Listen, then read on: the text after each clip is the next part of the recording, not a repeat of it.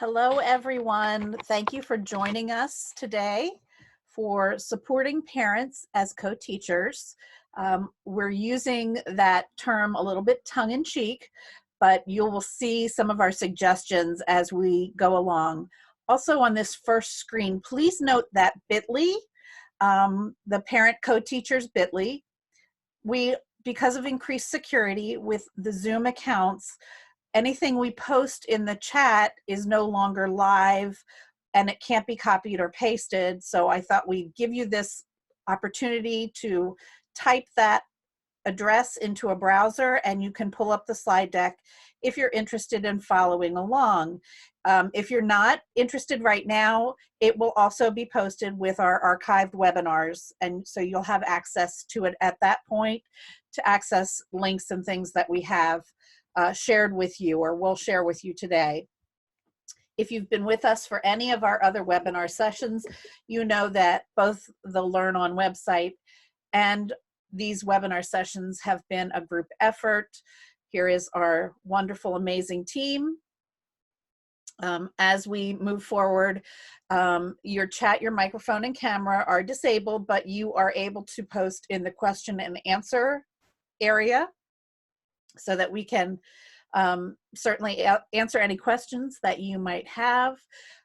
Raise your hand if you would like to use your microphone and we can unmute you. And you will be getting a bit.ly again for the Act 48 credit at the end of our workshop. I will put that in the chat so that you can copy it there. Also with me today is Lori Hersek, who is going to be sharing her perspective and some great ideas as we move forward. Don't forget to access our resources. Act 48 credit, you'll need your PPID for Pennsylvania educators, our archives, and our LearnOn website. As we're moving forward, these are the things that we're really focusing on, things that are important for you as educators and parents to be aware of. Continuity of education is based on individual districts and how each district is choosing to address their plan of education, but we are also focused on making sure that every child has access to the learning and the education that we should be providing as public education. Keep in mind, less is more. We want to focus on key things. I heard this morning about some districts that were doing 3 hours a day for kindergartners. I think there needs to be some reevaluation and prioritizing because we want to keep things limited depending on the age of the child. Children need to see your face. That's important for their social and emotional learning and also for their sense of security and safety. Make sure that you're clear about your own objectives, time to accomplish a task, and keeping things organized. So what are our outcomes for today's webinar? Well, we're going to share with you some strategies to hopefully help parents understand their new role and explore some resources that we can help to share with parents to assist with learning at home. One of the things that I've been seeing a lot on Facebook is parents are calling this homeschooling. This is very different than homeschooling. What should be happening is you should be providing the instruction, and you as the teacher should be providing what parents can do to support the instruction. But the planning and the instruction is still coming from the teacher, and parents are maybe, again, participating in more of a co-teaching role by providing support as their students are working through what's being learned. So one of the things that we thought might be helpful is if you share with your parents that it's important to set some expectations for what this is going to look like at home. If you haven't already done so, it's not too late.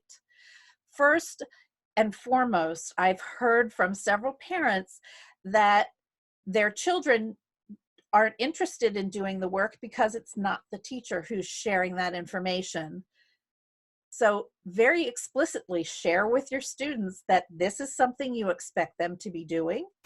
This is something that they will be doing when you're not there, and that they should be doing with their parents. It's also helpful if there is a specific area that is a work area. When it's time to do work, this is where we go, and this is what we do. And if you have materials that parents are going to need, give them that list ahead of time so that they can access and have those materials available when it's time for them to implement whatever you're asking the students to do. Another idea is to provide recordings of lessons so that students and parents can go back and maybe revisit a lesson that perhaps they missed something, or if they need to find a specific example, they have that. There's a recording that they can go back and access.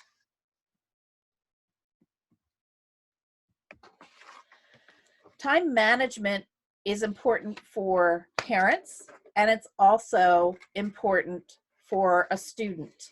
At school, time management is not as much of an issue because there's a specified set of time when they're in school. This is a very different way to approach learning. So parents have schedules, and children have schedules that have to mesh. So one of the suggestions is to encourage your parents to follow a similar schedule each day. Maybe they start with English language arts first every day, and then maybe do social studies, and then maybe do math. Whatever works, follow a similar schedule so that it becomes more of a routine. Students do best when there's something that's routine for them. A picture schedule for younger learners is very helpful. You can even take an old cookie sheet and put some pictures on the cookie sheet, and as they finish something, they can take it off the cookie sheet, or even just a separate piece of paper. You can use Velcro or magnets. A checklist. Erase something. If parents have a whiteboard at home, here's the checklist of things that we're going to do. Erase what gets done, then they can still see what's next, what's coming next. Schedule the learning based on the best time for the learner. Not every child is a morning person. Not every child is an afternoon person. Maybe some children work best in the morning, take a break in the afternoon, and come back to it in the evening. Whatever it is, try to keep it a routine. Share that with parents. Parents aren't familiar with these kinds of strategies in thinking about how we encourage students to do their best work. So you might have to share that with your parents. Also, working in chunks of time. This is something very new, and children have to build stamina to be able to handle being online and looking at a computer screen for lengths of time. It's not the same as when you're playing a video game and there's lots of action. This is much more concentrated in a very different kind of way that they're using their brains. So smaller chunks of time, build in some movement. Okay, you're on the computer for 15 minutes. I want you to take your eyes away from the computer. I want you to look around the room. For every 20 minutes that you're on a screen, you should take at least a 20-second break for your eyes and look away from the screen. That's hard unless you know about it. And it's even hard when you know about it to be able to get away from doing that. So that's something important to think about. Also, can you work for a period of time and then get up and take a walk around the outside of the house? Do 10 jumping jacks so that there's a break, maybe even going to get a snack in between things, but not sitting consistently in the same place for 3 hours. A visual timer. You can use a kitchen timer, of course. You might have a kitchen timer on your stove that you can use. A lot of online sources like YouTube have timers that are visual. Just be aware and encourage your parents to be aware that some of those are distracting, and some of them have a very loud or alarming sound at the end. We don't want this to cause distress or to cause students to be distracted. So choose a visual timer. that's going to be non-distracting, but would still be there for students to be able to see how much time they have left. And again, coming back to those movement breaks, using their eyes, standing up, doing something in place, moving around physically, doing arm circles, whatever those kinds of things are that they need to be able to do, breaking it up so it's sometime focused on the learning, sometime allowing your body and your brain a chance to regroup. Again, task management. We have to think about the kinds of things you're asking parents to have their children accomplish at home without you being right there. So what kinds of things are you asking?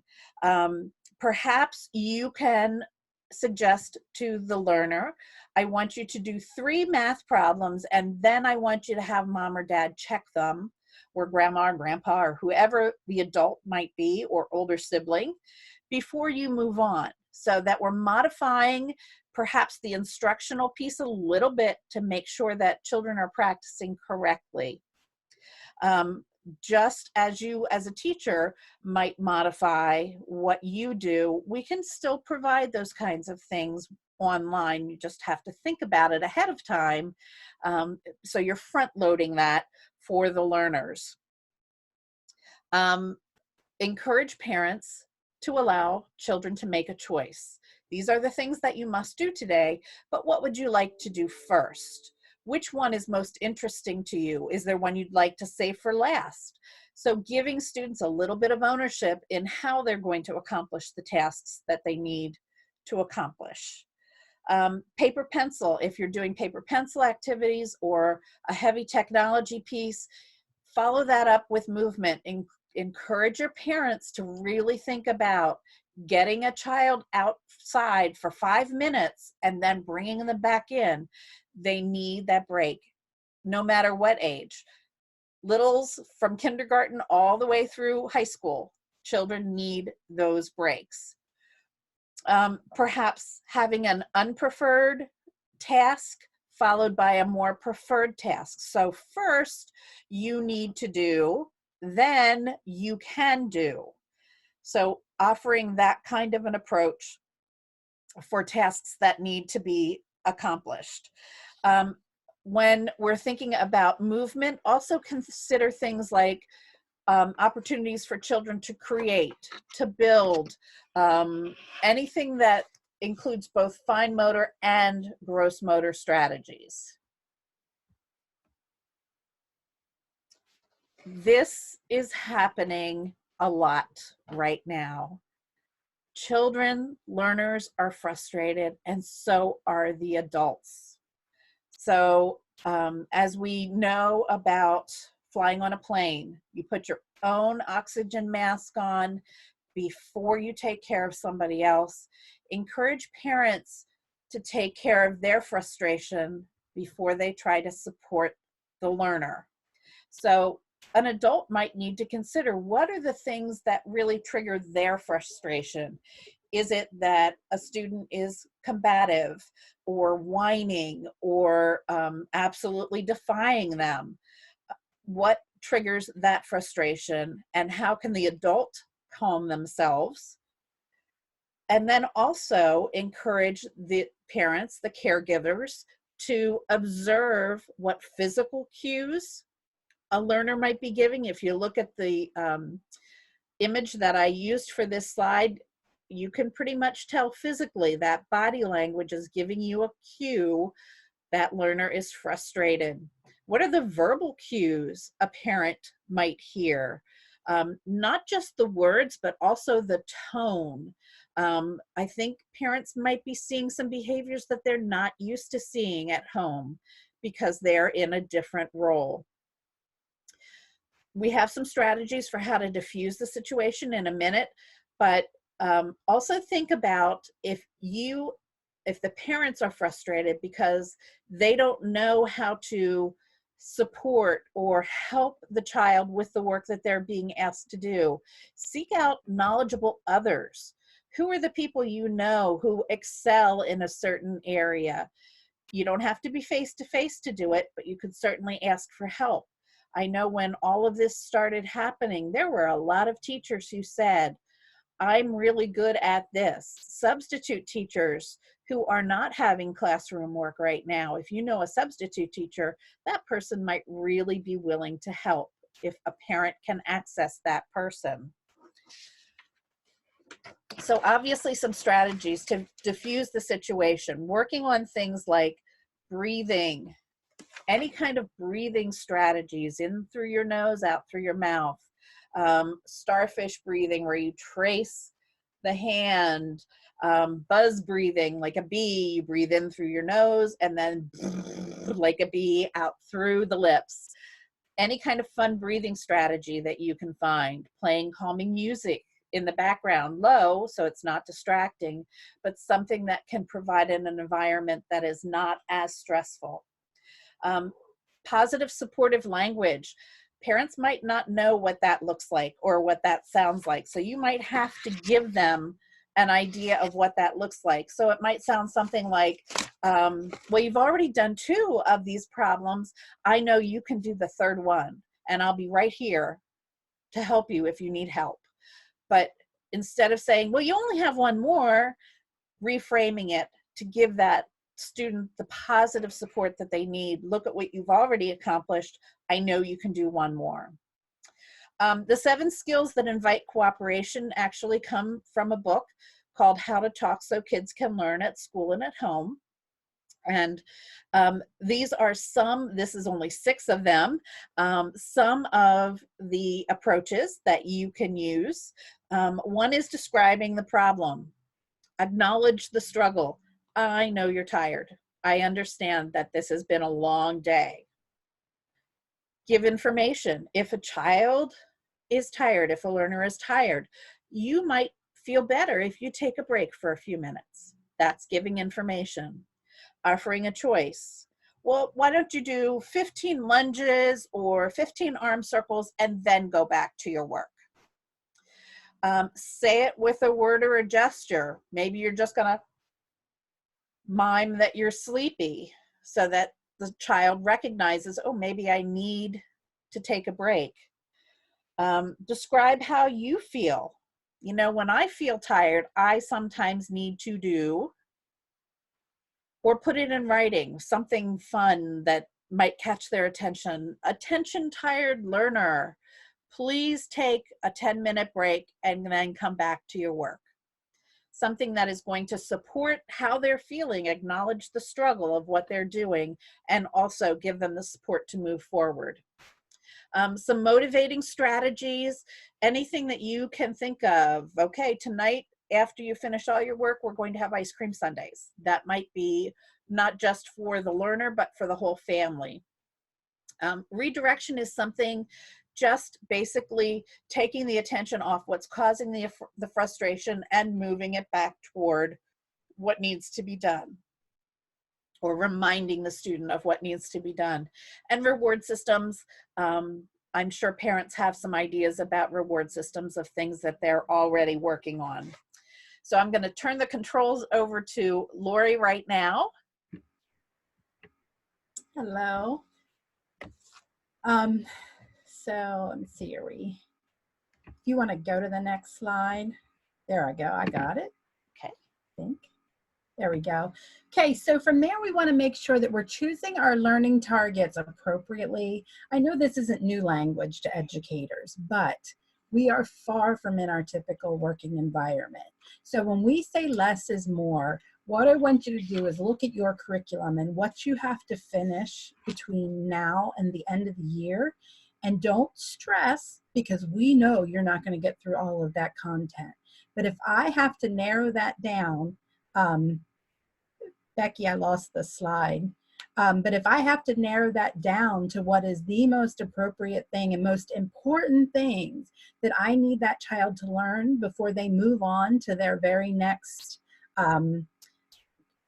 grade level, what is the down and dirty content they have to learn? And that's what I want to pinpoint and focus on. From a parent's perspective, if you assign a child 50 math problems and that's their assignment for the week, that feels like your learning target was to keep my child busy. And that's not a good thing. Make sure that a parent can see and understand what that learning target is, so they know the motivation behind it and they know the purpose and what we're working towards. That really can help them support you in that learning, because they understand why it's so important that child learns that. So if you are told every day you have to sign an hour's worth of work, and I hope you're not given those limitations like that, but if you're giving that kind of guidance, try to think about doing a Zoom video of yourself doing a problem, showing the students. So they're going to watch that for 10 minutes. They can watch that over and over and over again.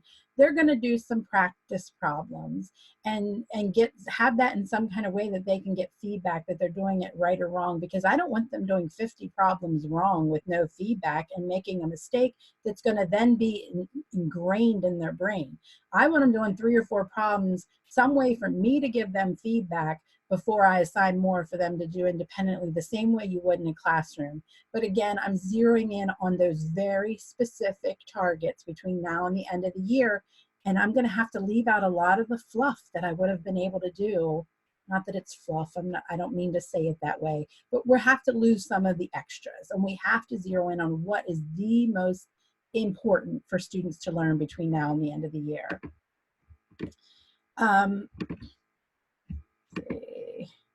Okay, for students with more significant learning needs, these might be my students with life skills or younger students, maybe my really little guys, kindergartners, first grade, and I'm thinking, man, it's so hard for them to maintain and to learn off a computer.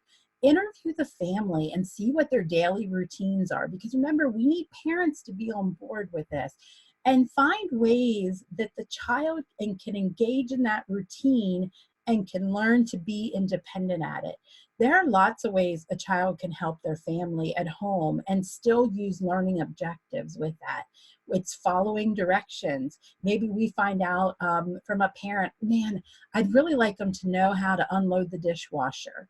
Well, let's create a checklist with a parent of what the steps are from that. Maybe I want them to unload the plates first and then the silverware. And I can help that student with, taking a picture of that silverware drawer and what goes where. And maybe we're working on goals that way instead of the typical reading and math. And I want you to know, reading and math are everywhere in our environments. There's all over my house, there are things that can be read.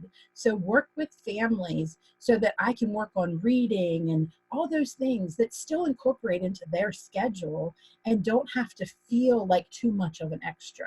So that's with the students with more significant needs. Work with the family and work on some of those learning goals. And it's going to look very different, but it also can be really exciting to do some of that and think of the chance we have to build relationships with families. Some really great tools to support learning. If you haven't been aware, Khan Academy, you can look things up on there and learn step by step how to do it, and they provide lessons. I'll tell you, that's a little bit dry. I don't know, Becky, do you want to talk about the other two real quick? Oops. Sorry, Lori, every time I try to unmute or mute, I'm having that problem. You're clicking on the, yeah. Okay. Okay. The Wolfram Academy, or Alpha, excuse me, is one that is focused on all content areas at all grade levels. It shows, specifically in math, how to solve a problem in multiple ways. So if your student is learning in a way that is unfamiliar to you, the Wolfram Academy, or Alpha, excuse me, is a great resource for parents. The PBS Learning Media has lots of videos, again, that are very supportive of content that might be new to parents. Yep. Thank you. And then, of course, we also provide office hours for our parents to be able to ask questions and get help. And then also encouraging them to have some kind of support group. Maybe you have a PTO group, or there are different online Facebook groups where parents can be helping each other and encouraging each other in a positive way, we hope. Resources for parents, these last 2 pages here are just some links that I want you to give. Now, I will tell you right now, I don't know about you, but I'm inundated with resources. So you might want to strategically pull things out of here for parents and not just give this in a full page.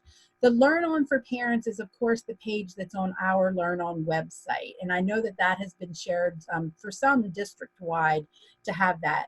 Common Sense Media for Parents, I'm just going to click on this real quick.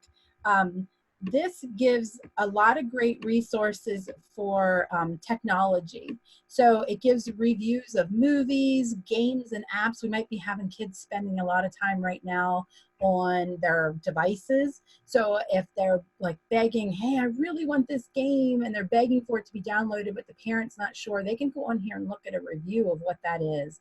They have reviews of kids' books and what's good and out there, and then just some information and podcasts and all kinds of things for parents that they can look at.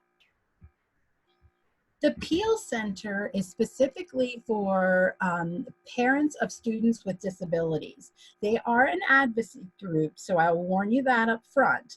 But they have a COVID-19 resource page that has a lot of information on for families about what the regulations are. There's some American Sign Language videos. There's different county organizations. So I just want you to be aware of that that's available. The NCTSN Parent Caregiver Guide. It's a fact sheet. Let me see. Okay. And the one thing I really love about this, if you skim down and it's up to you whether you send the whole fact sheet or whether you pull some information out of it. It's so hard when I'm remotely controlling something to get it to go where I want it to go. It's always like a delay. I apologize. Keep going down. These little charts, if we get down to these little charts, come on, come on, come on. And these have different grade levels. You'll see there's preschool, school age, tells you this deals a lot with social emotional and the anxiety that kids are feeling right now. So if the child with this outbreak is all of a sudden like they're having some difficulties, they're having change in their appetite down here with the school age, maybe there's nightmares and things like that. If this stuff goes on, here's some parent strategies that help with that. And I think that's really important because kids are going through a stress they don't understand right now. We don't even understand it. So we're probably not dealing with it the best all the time. But that gives a great resource for parents to look at. And it goes all the way up into teen resources. Avoiding power struggles. I thought this was a fantastic article for families about different things to kind of be proactive with their children and avoiding things that lead to power struggles. Like Becky said, setting up a routine with my child who's 6. He used to get up on like a Saturday morning and right away he would get his iPad and he would watch videos for a little while until we would get motivated and go do something. Well, now he knows he's not allowed to do that because he's got to get up, get his breakfast, we get dressed like we would on any other school day, and then he gets schoolwork done before he earns time on that. So setting that schedule for him has really helped us create a routine for him that has helped to set us up for success. So it goes through avoiding the fight with the student and all kinds of different strategies. And I apologize, it's not working too well to scroll here. There's Parenting a Child with ADHD, and there are specific resources, podcasts, videos on that. I will tell you, it's a great resource for even beyond children with ADHD. If you have children with learning disabilities, just students that are having trouble struggling with attention right now. It's great resources for how to manage time, how to deal with that stress. There's a site for supporting students with autism spectrum disorders at home that has a great deal of resources for students that have a lot of those sensory issues. We think of the struggle with this change in schedule for a typical child.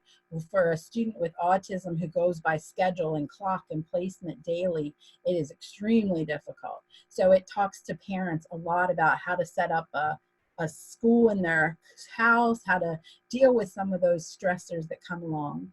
And then Boys Town parenting tools are, again, a lot of the social emotional things. They have a lot of great things about how to play as a family and what kids learn from play. If you think of just sitting and playing a board game with your child, they learn turn taking, they learn social rules. They, depending what the board game is, they're even learning things like counting and reading and things like that. So the Boys Town thing has a lot of great fun activities that families can do together. And it is important to support that fun as well. So what can we learn? I love this, came out of a book that I saw. It says the Chinese symbol for crisis has two symbols. And the first one represents danger. If we think crisis, our body goes into that fight, flight, or freeze, because there is a sense of danger. But the other one is opportunity. With every crisis, we have an opportunity to grow and learn from it and to make ourselves better. So in what ways can we become better with this? It's a really great opportunity and time to build our relationships with families, for them to see us as advocates for them and for their child. And I think there's no other time in history that we have literally been in their homes like this. And that's scary for a lot of families. It's scary for me. But it gives us an amazing opportunity to connect with families like we never had before. A great chance to have relationships with students and get to know them on their home turf and what they like and don't like, and seeing them being them silly selves. I don't know about you, but I've really improved my learning of technology. And so there are definitely ways that I can use this in the classroom in the future because of this learning experience. So that wraps up for today. Our contact information is there, our email addresses, and definitely once you download this, these links will all be live for you. But please feel free to email us if you want more information. I deal a lot with special ed. Becky deals a lot with regular ed, or vice versa. We help each other out. So we're here to help you if you have questions. Make sure you, of course, tag our LearnOn website, because all these webinars will be recorded. And finally, please fill out our web eval. And you make sure you do the bit.ly for your LIU LearnOn Act 48. And I will tell you, those bit.ly sites, be very careful that you capitalize and lowercase exactly the way it's written, or it won't work, because they make those each very unique. So those capital letters matter. So thank you very much for joining us today. I didn't see any questions and answers, but feel free to reach out to us if you need anything. Thank you. Thank you.